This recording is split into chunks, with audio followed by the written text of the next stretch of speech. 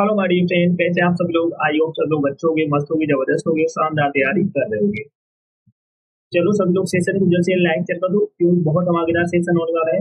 आज के सेशन में हम करने वाले हैं स्टैटिक जीके के कुछ इंपॉर्टेंट क्वेश्चंस जो आपके आने वाले एग्जाम के लिए बहुत इंपॉर्टेंट होने वाले हैं। तो बिल्कुल भी सेशन को मिस नहीं करना है। सभी को शेयर कर दो फटाफट, और जिसने पिछली क्लास से ना देखी हो जाकर देख लेना, एक क्लास आपको मिस नहीं करना है। चलो स्टार्ट करते हैं आज का धमाकेदार सेशन। मूसी नदी किसकी सहायक नदी है? मूसी नदी किसकी सहायक नदी है? किसकी है? कृष्णा की। कृष्णा नदी की मूसी सहायक नदी है। कौन सी नदी जबलपुर के निकट धुआंधार जल प्रपात का निर्माण करती है? कौन सी नदी करती है? नर्मदा नदी करती है। कौन सी नदी जबलपुर के निकट धुआंधार जल प्रपात का निर्माण करती है? नर्मदा नदी। मूसी नदी किसकी सहायक नदी है? कृष्णा नदी की। कौन सी नदी जबलपुर के निकट धुआंधार जल प्रपात का निर्माण करती है? नर्मदा नदी। याद रखना। कौन सी नदी जबलपुर के निकट धुआंधार जल प्रपात का निर्माण करती है? नर्मदा नदी। याद रखना, नर्मदा नदी। कौन सी नदी द्रोणी ओडिशा में स्थित है? कौन सी नदी द्रोणी ओडिशा में स्थित है? महानदी। कौन सी नदी है? महानदी।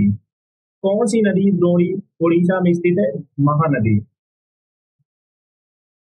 लोहित किसकी सहायक नदी है? लोहित किसकी सहायक नदी है? ब्रह्मपुत्र की। लोहित किसकी सहायक नदी है? ब्रह्मपुत्र की। याद रखना।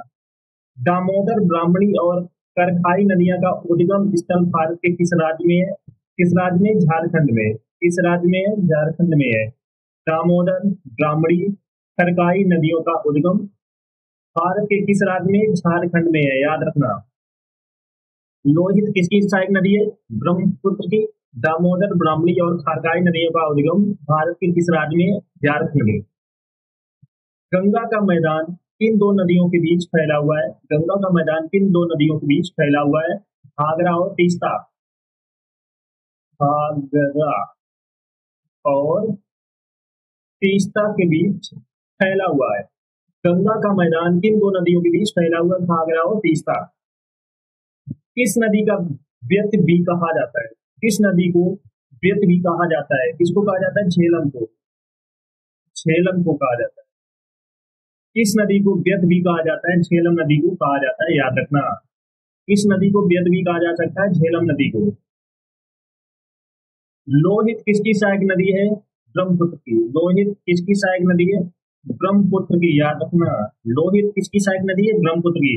दामोदर, ब्राह्मणी और खरकाई नदियों का उद्गम स्थल किस राज्य में है? झारखंड में है। झारखंड में है। याद रखना। नेक्स्ट है मयूराक्षी, दामोदर, कांग्रेसवाती और रूपनारायण नामक नदियों किसकी सहायक नदियां हैं? हुगली की। याद रखना। किसकी सहायक नदियां हैं? हुगली की। मयूराक्षी, दामोदर, कांग्रेसवाती, रूपनारायण नामक नदियां किसकी सहायक नदियां हैं? हुगली की। ताप्ती नदी भारत के किस पड़ोसी देश से निकलती है? ताप्ती नदी भारत के किस पड़ोसी देश से निकलती है? किस देश से निकलती है? नेपाल से। किस देश से निकलती है? नेपाल से निकलती है। ताप्ती नदी भारत के किस पड़ोसी देश से निकलती है? नेपाल से। कौन सी नदी अरावली पर्वत श्रेणी से निकलती है और कच्छ के रण में लुप्त हो जाती है? कौन सी नदी अरावली पर्वत श्रेणी से निकलती है और कच्छ के रण में लुप्त हो जाती है? कौन सी नदी है? लूनी नदी। लूनी। बुरही दीही किस नदी की सहायक नदी है? बुरही दीही किस नदी की सहायक नदी है? ब्रह्मपुत्र। ब्रह्मपुत्र की सहायक नदी है। नर्मदा नदी कहाँ से निकलती है? नर्मदा नदी कहाँ से निकलती है? अमरकंटक की पहाड़ियों से। अमरकंटक की पहाड़ियों से निकलती है। याद रखना। सिंध नदी की सबसे बड़ी सहायक नदी कौन सी है? सिंध नदी की सबसे बड़ी सहायक नदी कौन सी है? चिनाब नदी। कौन सी है? चिनाब नदी। नर्मदा नदी कहाँ से निकलती है? अमरकंटक की पहाड़ियों से।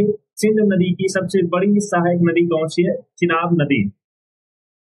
कौन सी नदी घाघरा नदी की सहायक नदी है? कौन सी नदी घाघरा नदी की सहायक नदी है? सरयू नदी। कौन सी है? सरयू नदी। कौन सी नदी घाघरा नदी की सहायक नदी है? सरयू नदी। वेरीनाग का जल स्रोत उत्तर भारत की किस नदी का मुख्य स्रोत है?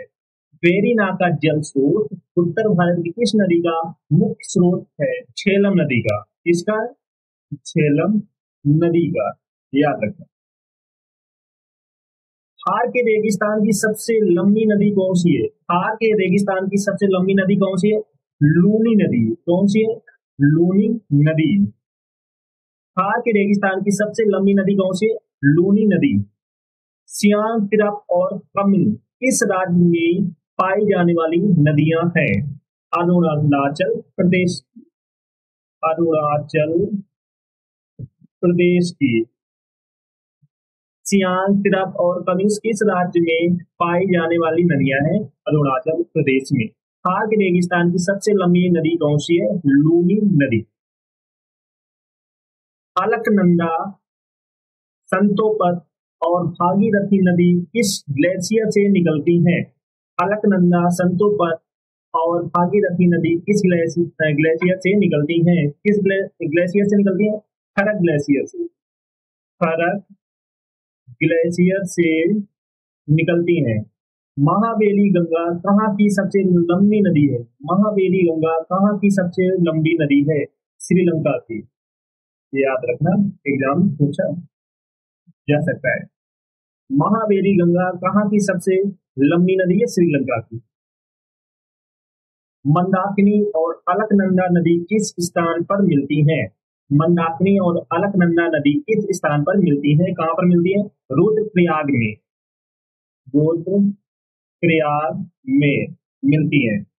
सरयू किसकी सहायक नदी है? सरयू किसकी सहायक नदी है? शारदा की। सरयू शारदा नदी की सहायक नदी है। मंदाकिनी और अलकनंदा नदी किस स्थान पर मिलती है?